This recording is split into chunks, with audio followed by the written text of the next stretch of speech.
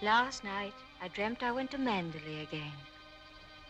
It seemed to me I stood by the iron gate leading to the drive. And for a while, I could not enter, for the way was barred to me. Then, like all dreamers, I was possessed of a sudden with supernatural powers and passed like a spirit through the barrier before me. The drive wound away in front of me, twisting and turning as it had always done.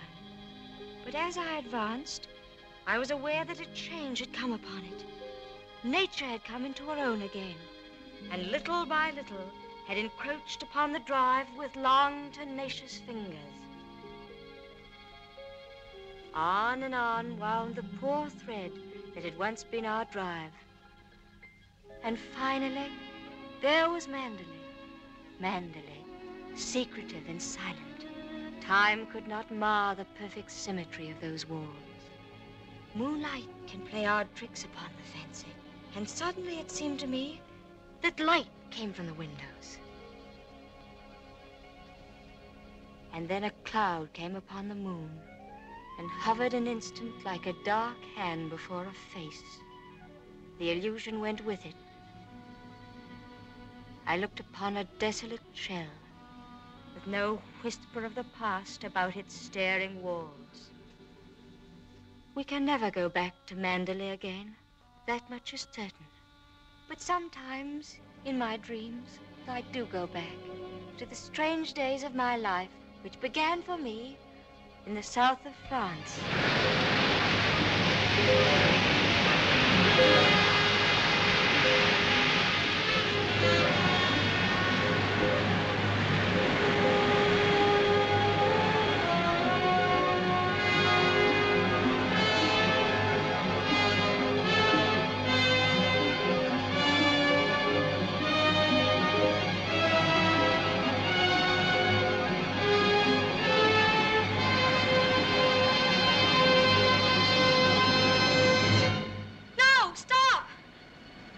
What the devil are you shouting about?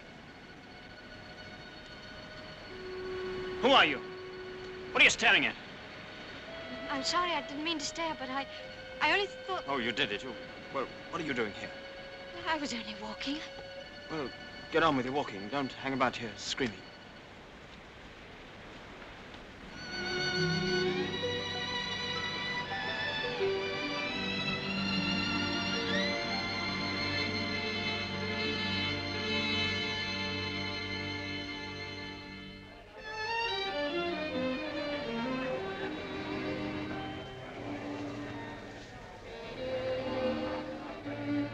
I'll never come to Monte Carlo out of season again.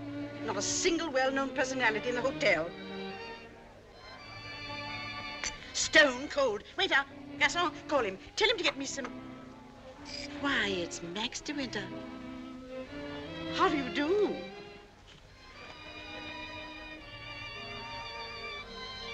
How do you do? I'm Edith Van Hopper. It's so nice to run into you here, just when I was beginning to despair of finding any old friends here in Monte. But do sit down and have some coffee. Mr. de Winter's having some coffee with me. Go and ask the stupid waiter for another cup.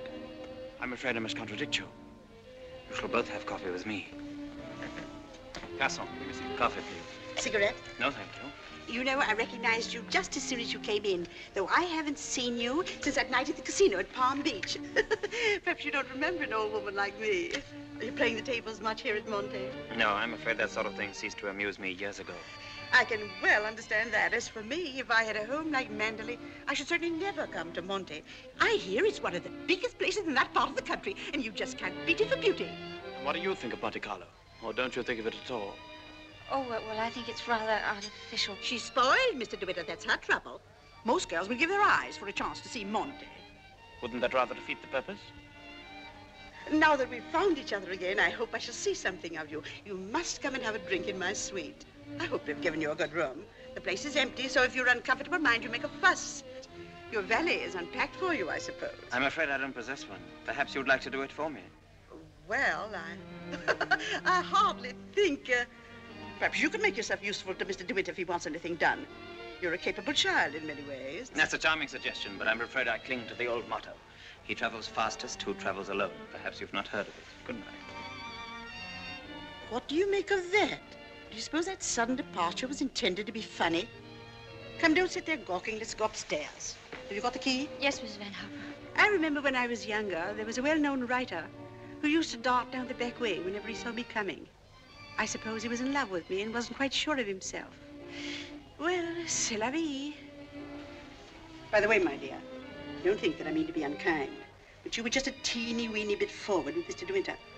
Your effort to enter the conversation quite embarrassed me, and I'm sure it did him. Men loathe that sort of thing. Oh, come, don't sulk. After all, I am responsible for your behavior here. Perhaps he didn't notice it. Poor thing. I suppose he just can't get over his wife's death. They say he simply adored her.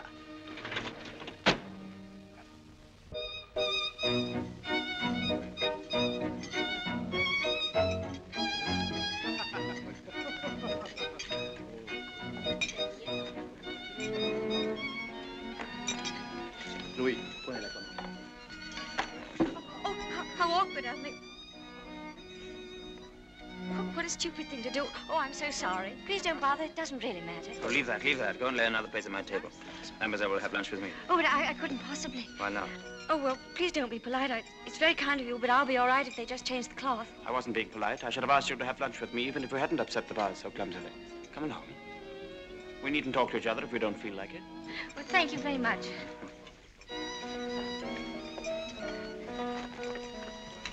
Oh, I'll just have some scrambled eggs. Oui, mademoiselle. What's happened to your friend? Oh, she's ill in bed with a cold. I'm sorry I was so rude to you yesterday. The only excuse I can offer is that I've become boorish through living alone. You weren't really. You simply wanted to be alone and... Tell me, is Mrs. Van Hopper a friend of yours or just a relation? No, she's my employer. I'm what is known as a paid companion. I didn't know companionship could be bought. I looked up the word companion in the dictionary once. It said, a friend of the bosom. I don't envy you the privilege. Well, she's very kind, really, and I have to earn my living. Haven't you any family? No, my mother died years and years ago, and then there was only my father, and he died last summer. And then I took this job. How rotten for you. Yes, it was rather, because, you see, we got on so well together. You and your father? Yes, he was a lovely person, very unusual. What was he? A painter. Ah, was he a good one? Well, I thought so, but people didn't understand him. Yes, that's often the trouble. He painted trees. At least it was one tree. You mean he painted the same tree over and over again? Yes, you see, he had a theory that if you should find one perfect thing or place or person, you should stick to it. Do you think that's very silly? Not at all. I'm a firm believer in that myself. And what did you find to do with yourself while he was painting his tree? Well, I sat with him and I sketched a little. I don't do it very well, though. Oh, you're going sketching this afternoon? Yes. Where? Oh, I haven't made up my mind. I'll drive you somewhere in the car. Oh, no, please, I didn't mean... Oh, nonsense. Finish up that mess and we'll get along. Thank you, it's very kind of you, but I'm not very hungry. Oh, come on, eat it up like a good girl.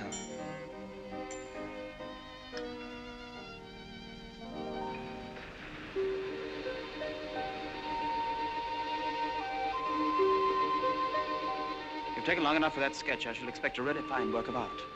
Oh, no, don't look at it. It's not nearly good enough. But it can't be as bad as all that. Now, don't rub it all out. Let me see it first. Well, it's the perspective. I never can get it right. Oh, dear. Tell me, is it the perspective that gives my nose that curious twist in the middle?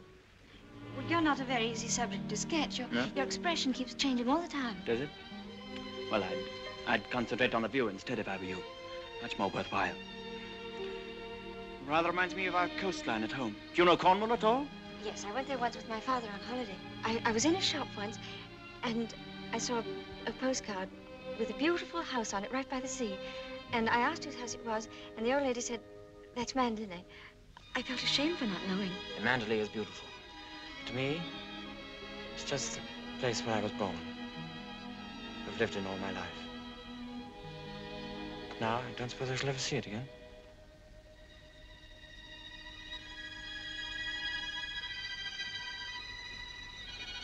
We're lucky not to be home during the bad weather, aren't we? I can't ever remember enjoying swimming in England till June, can you? The water's so warm here that I could stay in all day. There's a dangerous undertow, and there's a man drowned here last year. I never have any fear of drowning, have you?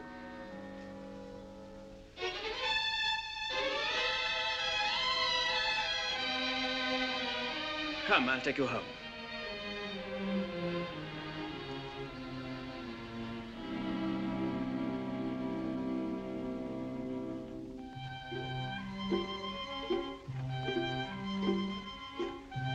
Oh, yes. I know Mr. DeWitt well. I knew his wife, too. Before she married, she was the beautiful Rebecca Hildreth, you know.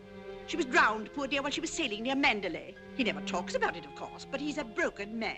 I suppose I'd better have it. Wretched stuff. Give me a chocolate, quick. Oh, there you are. It's about time. Hurry up. I want to play some rummy.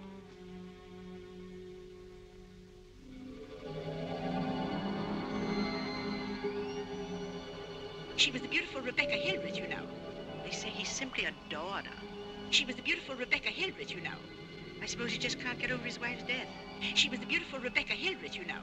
But he's a broken man. Bonjour. Well, where are you going? Oh, I thought I'd take a tennis lesson. Oh, I see. I suppose you've had a look at the pro, and he's desperately handsome, and you've conceived a schoolgirl crush on him. All right, go ahead, make the most of it. Off duty? Oh, yes, Mrs. Van Hopper's cold's turned into flu, so she's got to train nurse. I'm sorry for the nurse. You keen on tennis? No, not particularly. That's good. We'll go for a drive.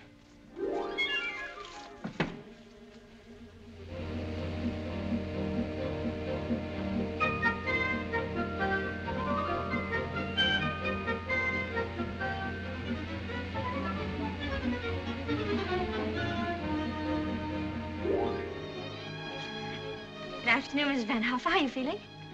You got on rather well with him, didn't you? That pro must have been teaching you other things than tennis. Hurry up, I want you to make some calls. Wonder if Mr. DeWitt is still in the hotel.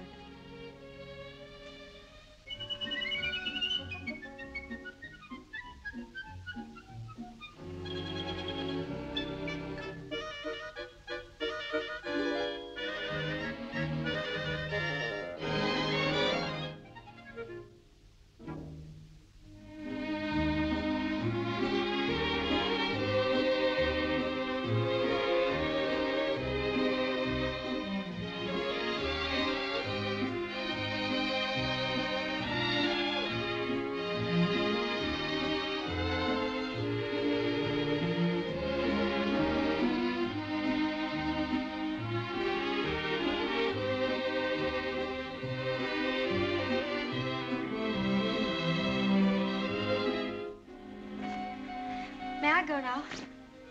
For the number of lessons you've had, you ought to be ready for Wimbledon. But this will be your last, so make the most of it. Trouble is, with me laid up like this, you haven't had enough to do. But I'm getting rid of that nurse today, and from now on, you'll stick to your job. Yes, Mrs. Van Hopper. Nurse? Yes, Miss Van Hopper? Are you absolutely sure you left those messages for Mr. De Winter? Why, yes, madame. I simply can't believe it. He would most certainly have called me back. Oh, well, poor boy. I simply hate to see him so alone.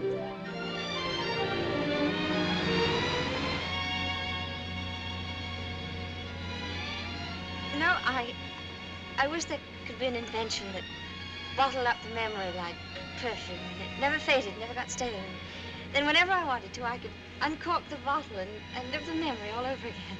And what particular moment in your young life would you want to keep? Oh, all of them. All these last few days. I feel as though I'd collected a whole shelf full of bottles. Sometimes, you know, those little bottles contain demons that have a way of popping out at you just as you're trying most desperately to forget.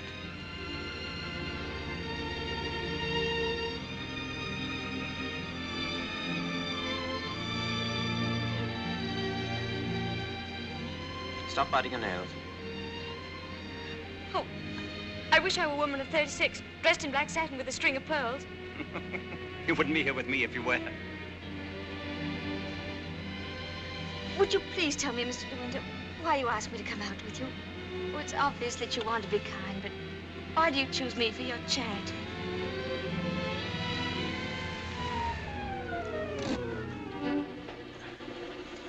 I asked you to come out with me because I wanted your company. You've blotted out the past for me more than all the bright lights of Monte Carlo. But if you think I just asked you out of kindness or charity, you can leave the car now and find your own way home. Go on, open the door and get out.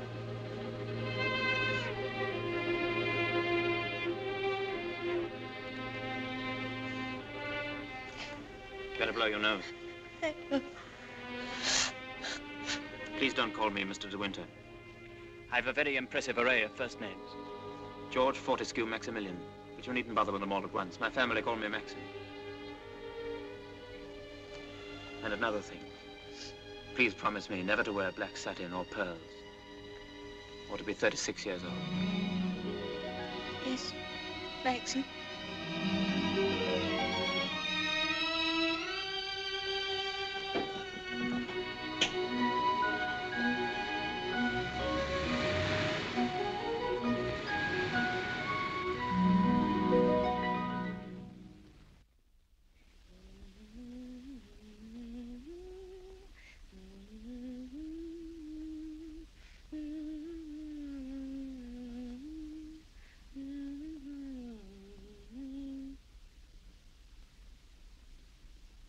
For the love of Pete, come here.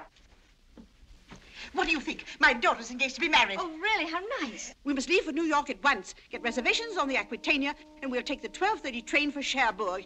Hurry up and get in a maid to help with the packing. We've no time to waste. Go on and do dawdle. Mr. De Winter, please. Oh, he's gone out riding. He won't be back till noon. Oh. Well, give me the porter, please.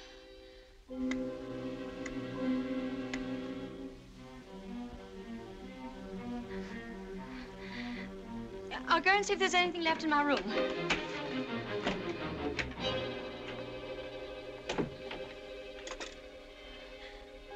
Has Mr. De Winter come in yet? Oh, he has. Would you connect me, please?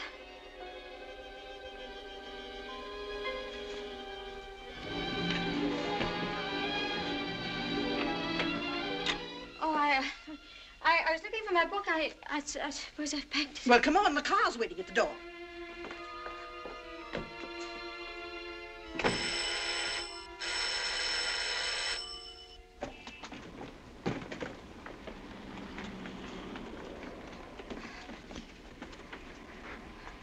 I'd like to leave a forwarding address if they happen to find that book. Would you ring Mr. De Winter, please? Yes, madame. 182.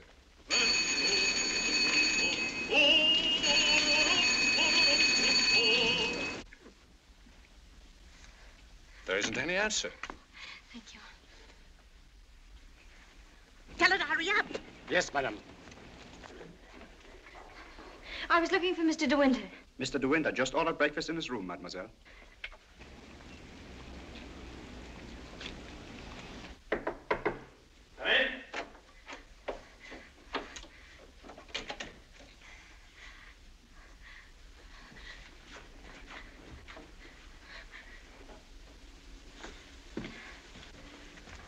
Hello. What are you doing here? Anything the matter? I've come to say goodbye. We're going away. What on earth are you talking about? It's true, we're going now, and I was afraid I wouldn't see you again.